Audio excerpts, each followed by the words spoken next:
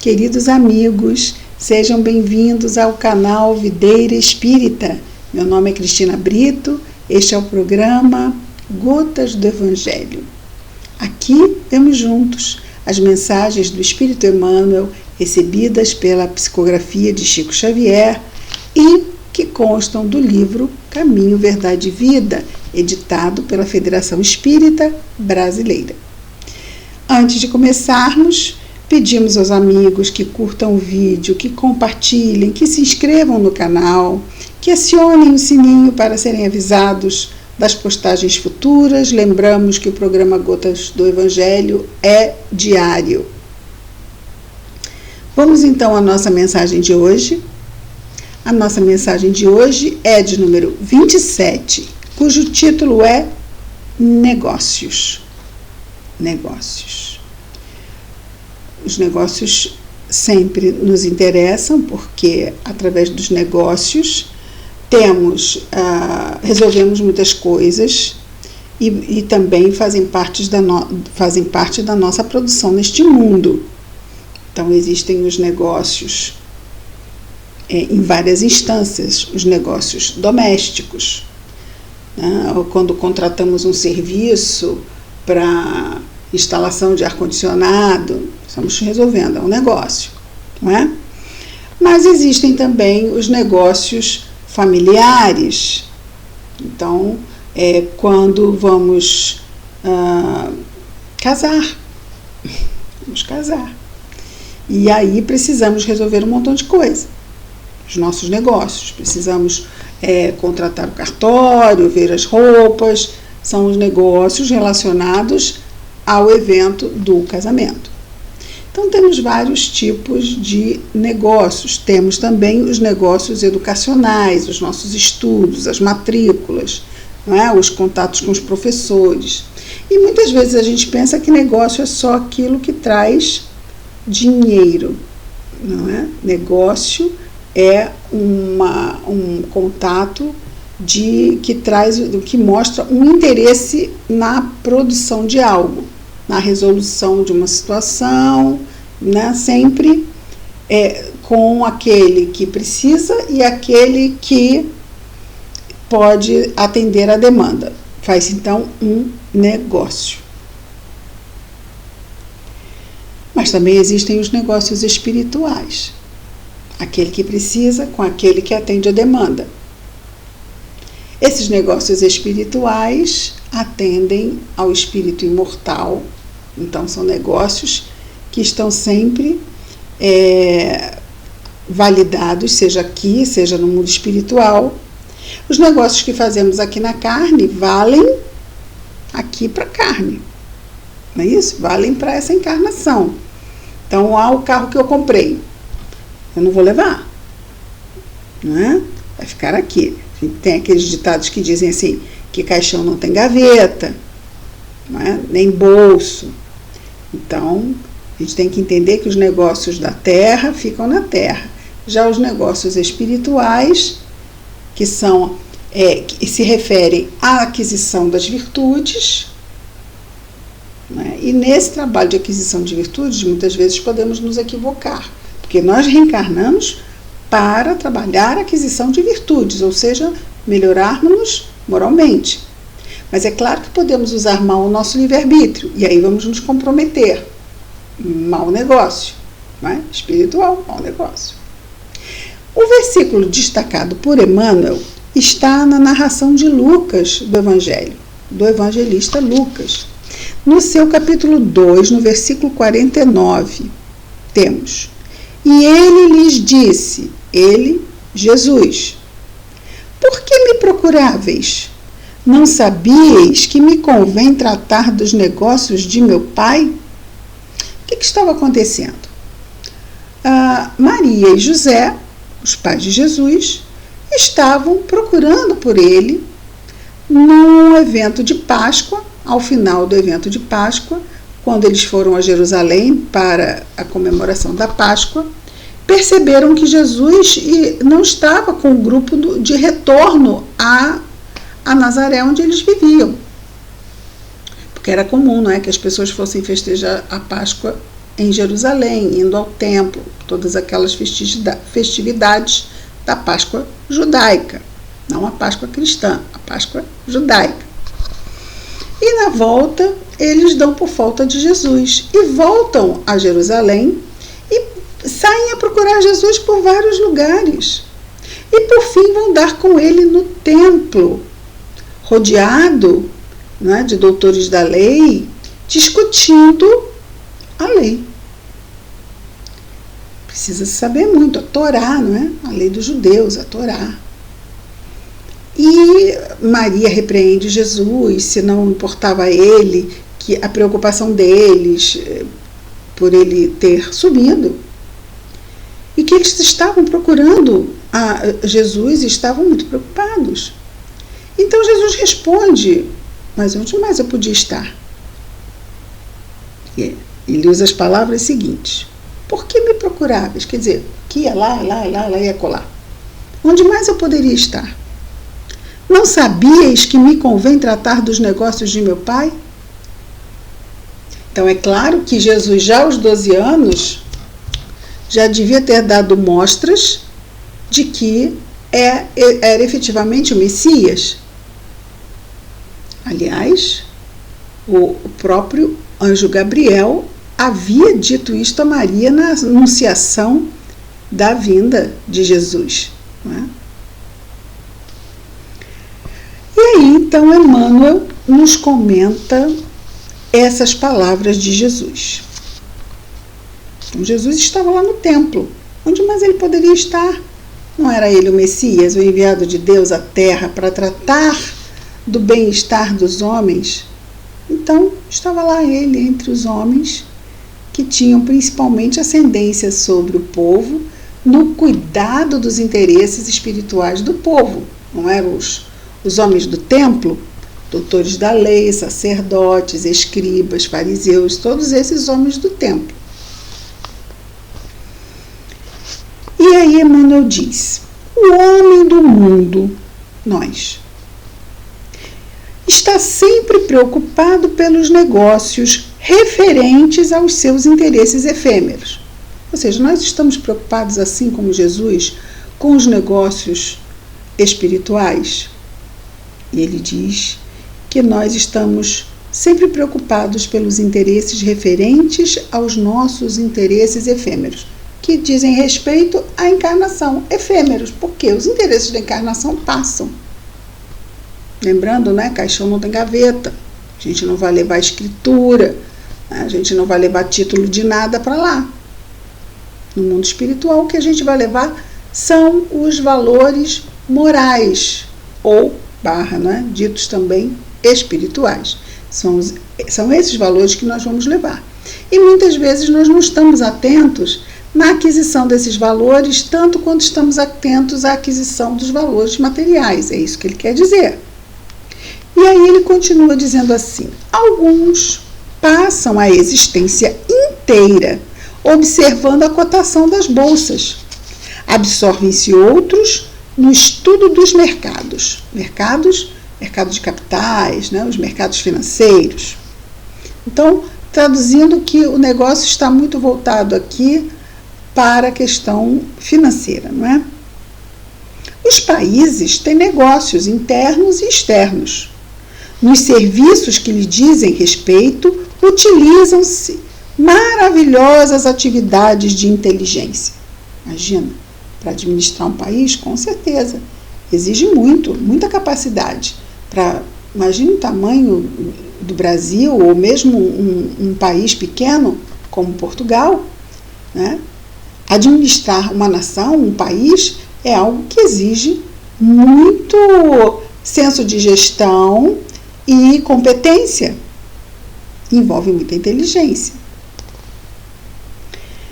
Entretanto, apesar de sua feição respeitável quando legítimas, todos esses movimentos são precários e transitórios. Então, mesmo se tratando da administração de um país, mesmo sendo legítimos todos os cuidados, infelizmente a gente sabe que nem todos os cuidados são legítimos na administração de um país, mas ele dizendo aqui, quando legítimos, todos esses movimentos, mesmo assim, são precários e transitórios.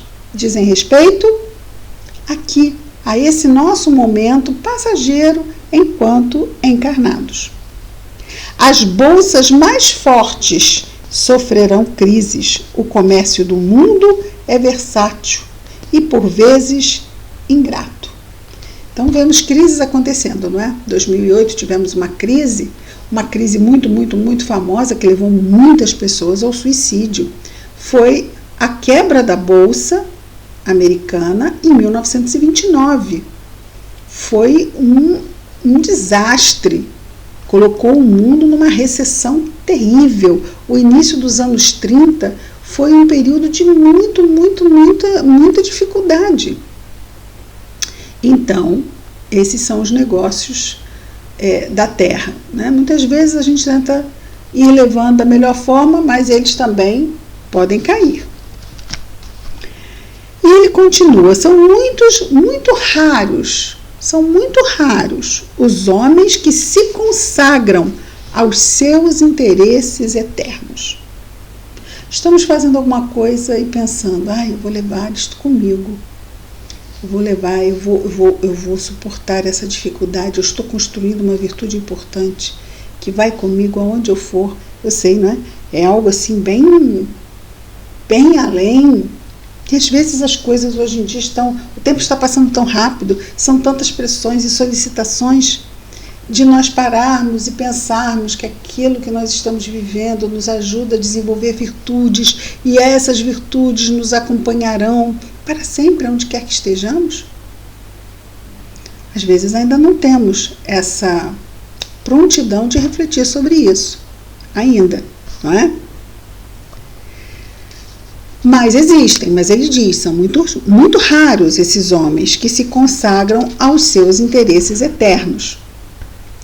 E quando se consagrar é colocar todos os outros interesses, no caso os materiais, em segunda instância. Mas você podia, vamos dizer, você podia tirar vantagem disso aqui e ganhar uma porcentagem boa, mas se você não tivesse que ficar aí cuidando da sua mãe doente, bota num asilo, vamos cuidar bem dela lá. Se você ficar mais horas aqui, olha, você vai ganhar mais dinheiro, vai poder viajar nas férias. Não, porque eu vou viajar, mas vou viajar com peso na consciência, porque não dediquei meu esforço, carinho, de cuidados e atenção à minha mãe e a depositei num asilo, quando eu tinha condições de ficar com ela, ganhando menos e não usufruindo no futuro desse dinheiro que eu decidi não ganhar para atender ao meu compromisso filial. Isso é uma coisa que a gente leva para sempre.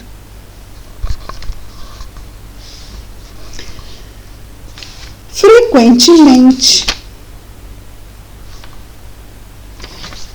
lembram-se disso muito tarde. Eu não devia ter feito aquilo porque, poxa vida, a consciência vai pesando, porque a idade vai passando e a gente, como espírito imortal, no nosso inconsciente estão lá os objetivos que trouxemos para essa encarnação. Então, muitas vezes, ansiedades da terceira idade e medos estão inconscientemente ligados ao sentimento de que nós não fizemos aquilo para o qual reencarnamos, ou estamos aquém de ter completado os compromissos que assumimos conosco mesmo na espiritualidade antes de reencarnarmos.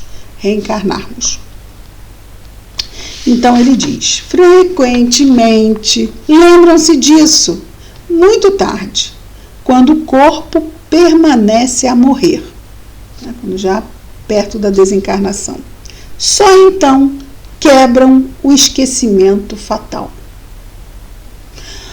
Mas eu não pensei nisso. Mas eu tive aquela oportunidade para realizar e não realizei, mas agora, para essa encarnação, é tarde. Para o espírito imortal, não. Haverá outra oportunidade.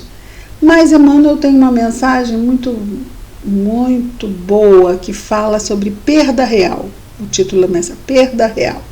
O título da mensagem. E a perda real é o tempo.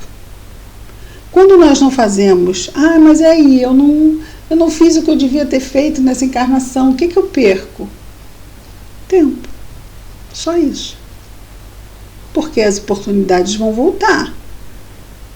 Tanto reencarnatória, ou no caso, eu vou poder reencarnar, quanto a providência divina vai continuar me oferecendo as experiências para que eu melhore a qualidade do meu livre-arbítrio. Mas o tempo mal gasto, este está gasto. Este não é reposto. Não voltamos atrás para refazer nada. Agora é daqui para frente. Então, é como a questão de repetir de ano. O que dói quando um aluno repete de ano? É que ele olha os outros que não repetiram, que aproveitaram bem o tempo e estão lá na frente. E ele não aproveitou bem o tempo e está ali, repetindo aquela série, repetindo aquele ano na escola. Isso dói. E isso dói. Aí pensa, mas eu podia estar lá. Não, se não estou, não podia, né? Se eu não estou, não podia. Eu estou aonde eu deveria estar. Porque se eu não aproveitei, é porque eu ainda não tinha condições de aproveitar. Aí a providência diz, não, tudo bem. Terá outra chance, outra oportunidade. Mas ele está lá na frente. Esse aquele é o caminho dele. Não vamos comparar. Comparação é no mínimo injusto, no máximo cruel. Comparação é no mínimo injusto, no máximo cruel. Comparar não é bom. Cada um tem seu caminho. Cada um tem a qualidade do uso do livre-arbítrio que trabalhou durante o tempo até chegar ao momento atual. E continua o nosso Emmanuel. No entanto, a criatura humana deveria entender na iluminação de si mesma o melhor negócio da Terra. Então eu tenho negócios, contratos, serviços, educação, situações de família para resolver, tem muitos negócios. Mas ele diz que nós deveríamos entender na iluminação de nós mesmos que o melhor negócio da Terra é nosso próprio trabalho de crescimento espiritual. Porque esse trabalho, o que é crescimento espiritual? Aquisição de virtudes, usando bem o livre-arbítrio, escolhendo de acordo com as leis de Deus, de acordo com o Evangelho, com calma, com fé, com paciência, com compreensão, sem cobrança. Mas isso é muita coisa. É. Por isso que a gente tem que ir exercitando aos pouquinhos, claro que é. E quando a gente vê, escorrega, cai, e aí já se estressou, já falou mais alto, já cobrou, mas lembremos de Santo Agostinho, que nos fala que nós podemos, no final de cada dia, irmos para a nossa cama e ali, deitadinhos, repassarmos o dia e vermos o que foi bom que fizemos e aquilo que não foi. E aquilo que não foi é uma avaliação, não é, que fazemos, porque é muito melhor fazer ao final do dia do que no final da encarnação, não é? Porque no final da encarnação já não dá mais tempo de voltar, mas no final do dia, se a gente fizer, 2 minutos, rapidamente, no dia seguinte a gente já vai estar mais atento. Por quê? Porque a providência vai continuar mandando exercício. E se eu fiz a avaliação e percebi que estou em erro, percebi que eu estou relutante, resistente, que eu preciso trabalhar aquele ponto, porque aquele ponto não está condizendo com o padrão que eu quero alcançar, no ideal, estou aqui no real. Então eu quero trabalhar para alcançar, melhorar o meu padrão. Mas eu estou tomando uma atitude que me afasta do padrão. Eu fiz e nem pensei mais naquela situação.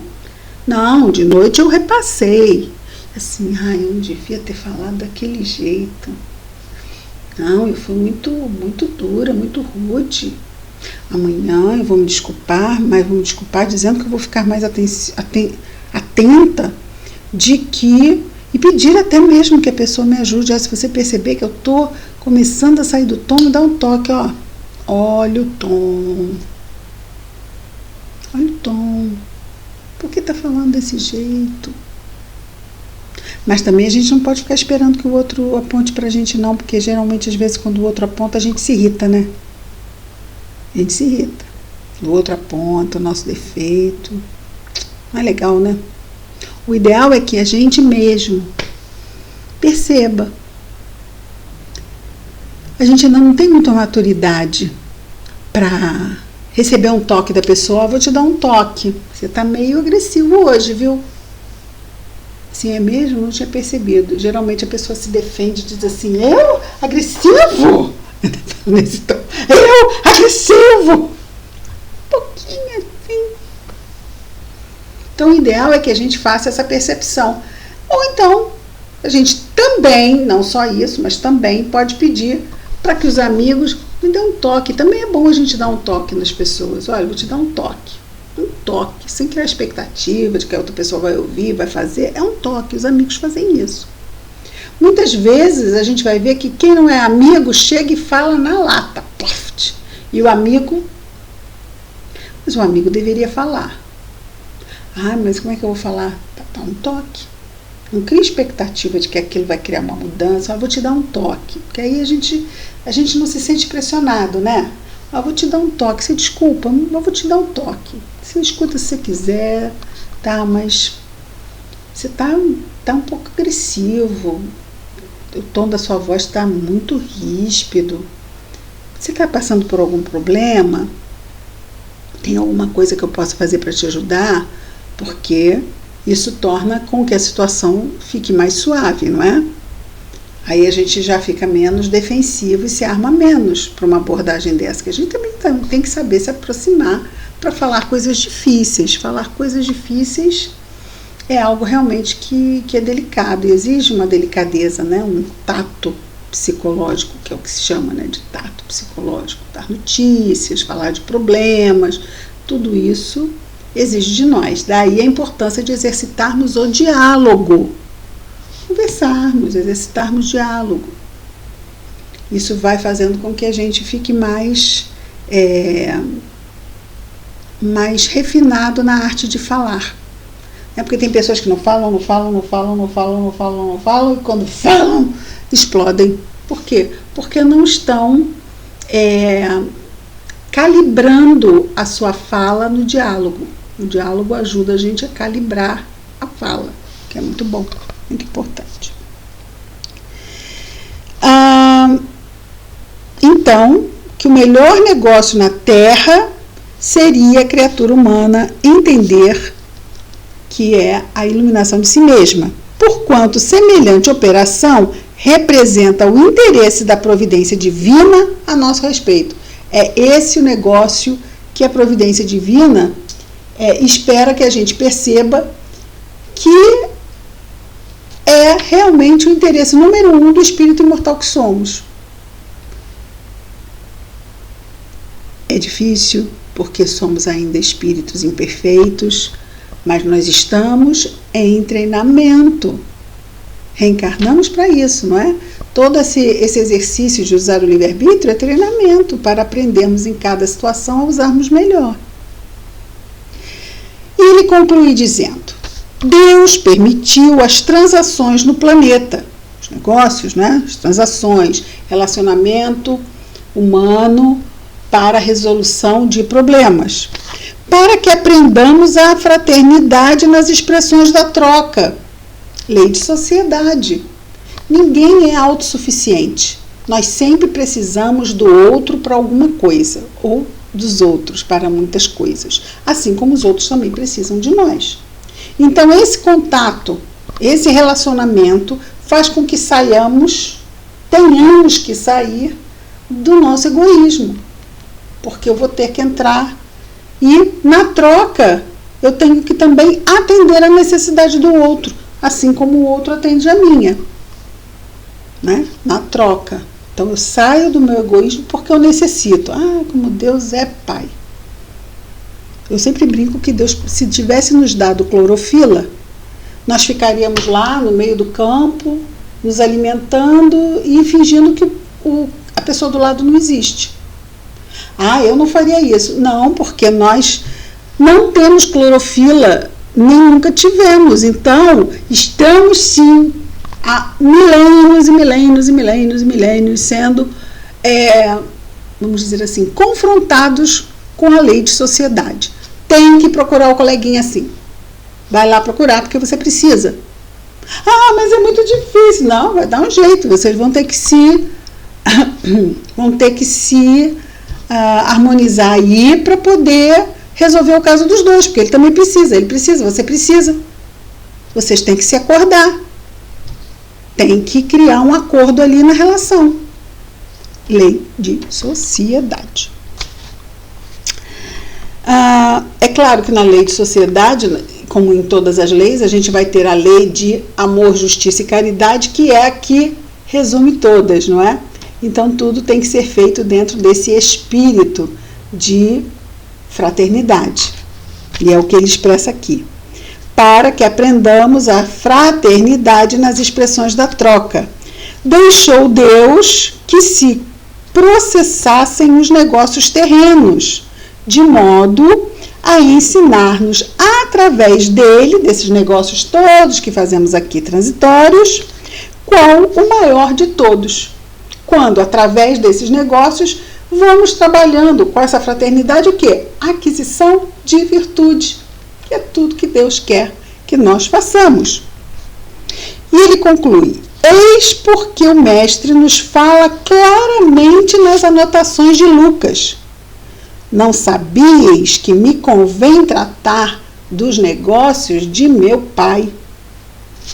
Ele veio para cá, para nos trazer o Evangelho. Roteiro seguro para que exercitemos a conquista das virtudes que tanto queremos alcançar no plano ideal, não é? Que seria aquele plano do espírito puro que um dia seremos, mas não vamos pensar nisso não, que vamos ficar ansiosos. Vamos ter sempre como medida: hoje, melhor que ontem. Amanhã, melhor que hoje. Estaremos tratando dos negócios do espírito imortal, se fizermos e trabalharmos dentro desse enfoque, que ajuda muito a que não nos tornemos ansiosos com relação a isso. Trabalharmos para sermos hoje melhor do que ontem, amanhã melhor do que hoje.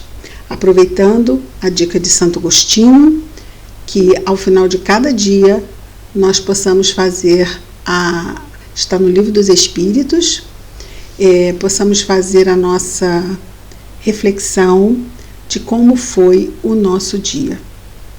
Que Jesus possa nos abençoar e vamos fazer a nossa prece de agradecimento, pedindo isso também, não é? As suas bênçãos para a nossa jornada e para a nossa caminhada. Vamos orar. Querido Jesus, médico de nossas almas, farol de nossas vidas, obrigado, Senhor, por teres nos trazido pessoalmente o Evangelho, Senhor, por estares cuidando de nós com tanto desvelo, com tanto carinho. Atento, Senhor, através dos espíritos de escola que trabalham em tua seara, cuidando amorosamente de nós, dos nossos interesses imortais, aquisição das nossas virtudes, e que para isso, quantas vezes, Senhor, vivemos situações difíceis, porque são lições, sabemos, mas te pedimos, Senhor, nos fortalece, nos ilumina, nos abençoa, para que possamos perceber que na dificuldade que passa, está nela uma grande oportunidade de crescimento, a fim de que não nos desesperemos, Senhor, nem nos revoltemos. Abençoa-nos em nossos esforços. Abençoa, Senhor, os nossos irmãos de humanidade, encarnados e desencarnados, que neste momento estão em sofrimento, Senhor. Principalmente os que se desesperam e os que se revoltam, pois são os mais necessitados. Que a Tua paz, Senhor Jesus, esteja sempre em nossos corações e entre os nossos corações, Senhor, hoje e sempre. Graças a Deus.